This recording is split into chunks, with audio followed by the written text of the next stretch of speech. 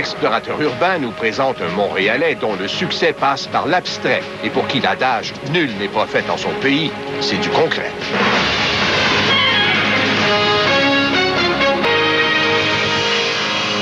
On est toujours content, on est toujours très fiers quand on voit des gens chez nous réussir sur la scène internationale et devenir de très grandes vedettes. Écoutez notre explorateur urbain. Ce n'est pas tous les jours qu'on peut observer un grand maître en plein travail. Admirer son coup de pinceau, son adresse, sa technique irréprochable. Voyez le résultat. Un vrai chef-d'œuvre.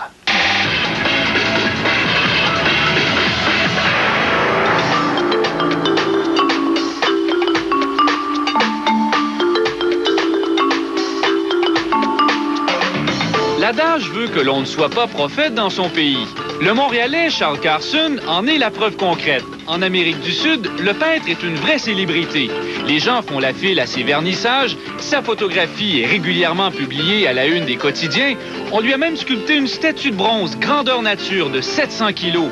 Elle est exposée depuis 5 ans dans un parc de Carthagène. Après un séjour d'une dizaine d'années en Colombie, le peintre est revenu vivre à Montréal il y a 2 ans, dans le plus grand anonymat. Ça vous attriste? Un peu, oui. Oui. Définitivement. Parce que j'aime mon pays, j'aimerais aussi faire beaucoup plus ici. J'aime le Québec, j'aime l'endroit, mais accepter que c'est très difficile, plus difficile qu'à l'extérieur.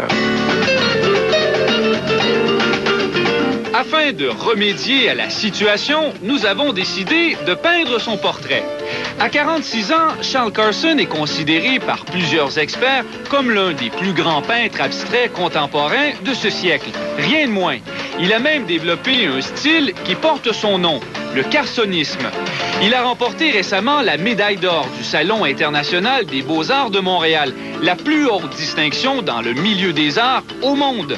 Ces tableaux, qui sont souvent inspirés par les fonds marins, sont vendus à travers le monde. On dit que Bill Clinton a une de vos toiles. Oui. Une galerie de Boston qui me représente, qui a vendu une de mes toiles à Bill Clinton. L'histoire ne dit pas à quel endroit il a accroché le tableau. Une chose est certaine, il y en a une 50aine sur les murs de la galerie Richelieu, sur la rue Saint-Denis. Un rendez-vous pour ceux qui aiment en voir de toutes les couleurs. Dominique Arpin, TVA, à Montréal.